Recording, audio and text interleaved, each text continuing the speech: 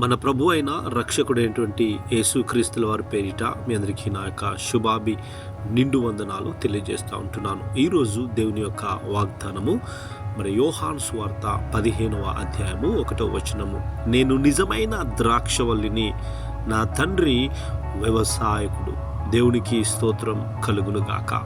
నిజమైన ద్రాక్షవల్లిని నేను అంటున్నాడు ప్రభు. దేవునికి స్తోత్రం.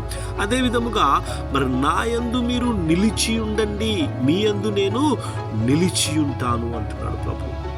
ఆయన యందు నిలిచి ఉంటేనే కానీ మనము ఏమీ చేయలేము, మనము ఫలించలేము అనేది కూడా ప్రభు ఇక్కడ సెలవిస్తూ ఉంటున్నాడు.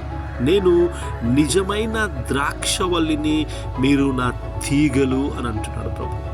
నా ప్రియ సహోదరి సహోదరుడా, ప్రభువు నీతో ఉంటాడా అని మీకు చాలాసార్లు డౌట్ రావచ్చు. ప్రభు నాతో ఉంటున్నాడా?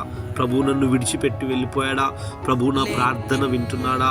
ప్రభు నేను చేస్తున్న పనిని చూస్తున్నాడా అని చాలామంది అనుకుంటూ ఉంటారు. ప్రభువు నిన్ను ఎల్లప్పుడూ అంటిపెట్టుకునే ఉంటాడు.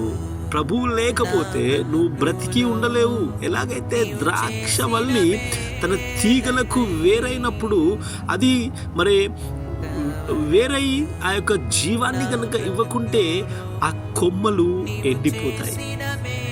హల్లెలూయా.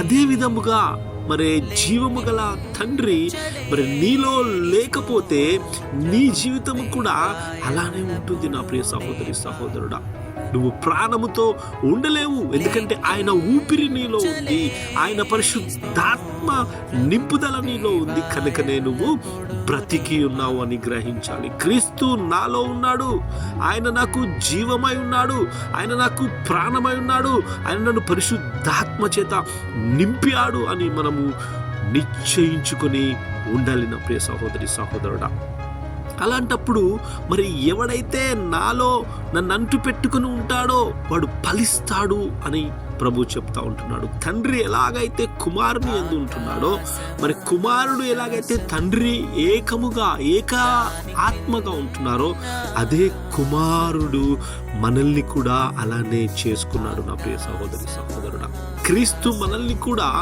ఆయన మరి ఏకాత్మగా చేసుకున్నాడు. తండ్రి కుమారునిలో ఎలాగైతే ఏకమై ఉన్నాడో అదే విధముగా కుమారునిలో మనము కూడా ఏకమై ఉంటున్నాము. క్రీస్తు మనలో ఉన్నాడు, మనకు జీవమై ఉన్నాడు, మనకు ఊపిరై ఉన్నాడు. నా ప్రియ సహోదరి సహోదరుడా, అది నువ్వు గ్రహించినట్టయితే నీ జీవితంలో అద్భుతాలు ఆశ్చర్యాలు చూస్తావు.